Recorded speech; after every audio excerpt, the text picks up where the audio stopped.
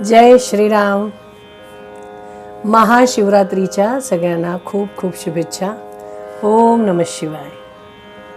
आज 15 फेब्रुवारी श्री ब्रह्मचैतन्य गोंदवलेकर महाराज यांच्या प्रवचने ह्या पुस्तकातील आजचं प्रवचन। जेथे नाम तेथे मी आहेच, मला नामात पहा असे मी म्हणतो।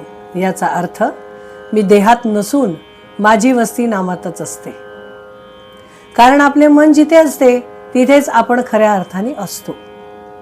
समजा तुम्ही यात्रेला गेला आहात, पण मन घराबद्दल चिंतन करत आहे, तर तुम्ही देहाने क्षेत्रात असलात तरी खऱ्या अर्थाने तुम्ही घरीच आहात, असे नाही का होत? त्याप्रमाणे तुम्हाला जर कोणी विचारले की तुम्ही कुठे असता, तर आम्ही नेहमी विषयातच असतो असे सांगावे लागेल। ज्यांना जे जास्त आवडतं त्यातच ते असतात, हे खरे आहे ना? मग तुमचा गुरु कुठे आहे असे जर कोणी विचारले, तर तो नामात आहे असेच म्हणाल ना? म्हणून जिथे नाम चालू आहे तिथे मी आहेच। जो नामस्मरण करतो त्याच्या मागे पुढे मी उभा आहे। शास्त्री पंडित म्हणतात की आमच्याकरिता ज्ञानमार्ग आहे, पण त्यांच्या लक्षात येत नाही की तो अत्यंत कठीण आहे।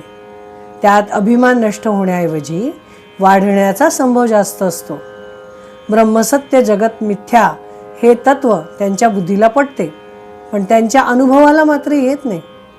जग मिथ्या आहे असे ते म्हणतात, पण आपल्या देहाला मात्र सत्य मानतात। नुसत्या विचाराने देहाचे मिथ्यत्व अनुभवाला येणे अत्यंत कठीण आहे। कर्मठ लोक म्हणतात की आम्ही आमच्या कर्ममार्गानेच जाणार, आमचा नामावर विश्वास नाही, आम्ही वेदांनी घालून दिलेली बंधने आणि नियम यांचे पालन करणार।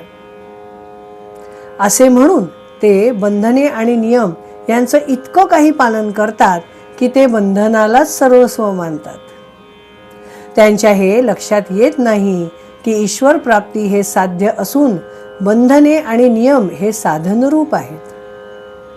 साध्य साधण्यापुरतीच बंधने पाळायला हवीत।